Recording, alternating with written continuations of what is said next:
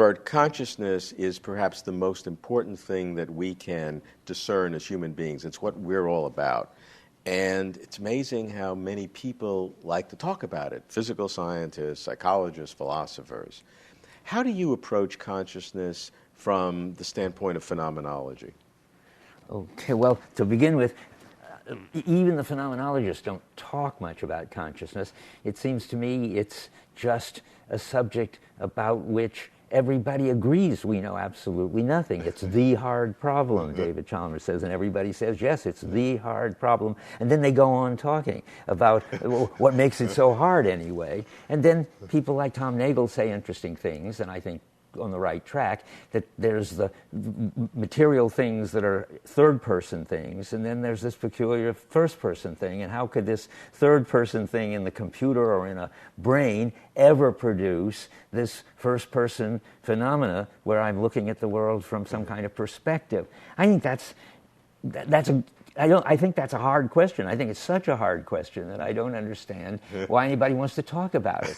I don't, but there is something I will talk about. I mean, I think part of the problem is people are sort of under-describing or under-theorizing what they mean by consciousness, and there are too many different something or others under the same rubric, consciousness, and maybe we could, if we took them all apart, think of them differently. But one of the big deal things is consciousness gets so much tied in with self-consciousness, with being a subject, and a subject is conscious, a human subject. That means a subject has something inside it which is its stream of consciousness, and that's its inner story. And I think that's the wrong thing to look for. I mean, I don't think that it's false that sometimes people have streams of experience and maybe they see after images, but it's certainly not our normal way. Consciousness is not, basically consciousness is not a matter of something inner. It took ages for the people in the West, who are the only ones who believe this, maybe, I'm not sure, maybe Buddhists, all that meditating, believe it. But in any case, it took a lot of time to get anybody to believe there was an inner. In Homer, where I was teaching the Odyssey, you find a funny place in which there's the usual big dinner party for the heroes to come and hear people sing about them. And the Homer comments that Odysseus had this this amazing trick. He was crying inside, but his eyes were dry as bone. He was the only one who could have inner emotions. All of the rest of them were, as you read it, they're all crying all over the place all the time. They were very emotional. But lo and behold, you could have an inner secret emotion. Then the next big move, there are two big moves. St. Augustine, who was very interested in making a plug for the inner, says that people came from all over to watch St. Jerome read the Bible. Now, what could St. Jerome be doing that was so interesting?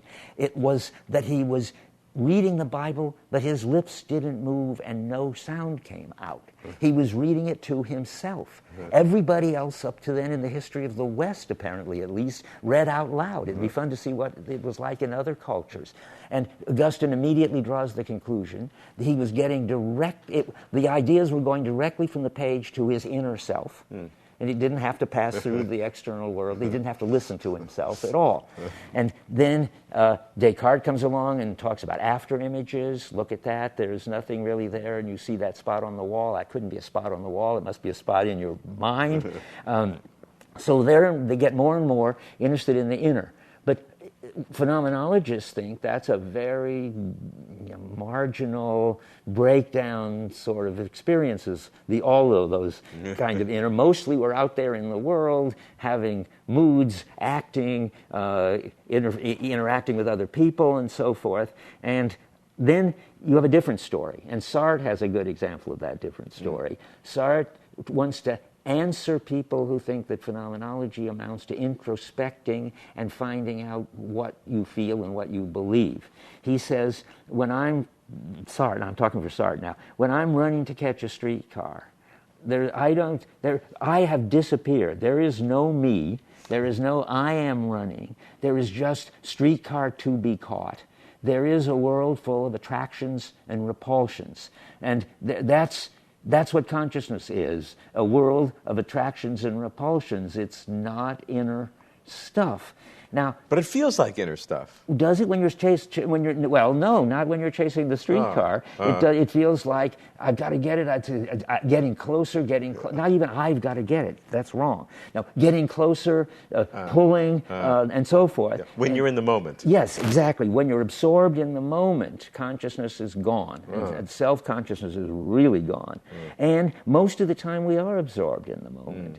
And therefore we're looking in the wrong place when we're looking at these inner feelings, which are these sort of breakdown moments when you're crying inside because you don't want other people to see it. So that's my only contribution, and it's not much, because I think that's going to have lots of its own problems. But at least if you do it that way, you can look at a more basic level of consciousness than having something that feels inner and that has is part of your ego and it's your subjectivity and all that.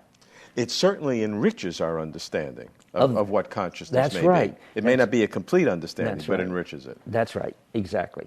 And if you do that, if you enrich it with the phenomena, you can bring together a certain amount of neuroscience, which is interested in how you are directly involved in the world, so that meaning shows up for you directly in the world and it is inner.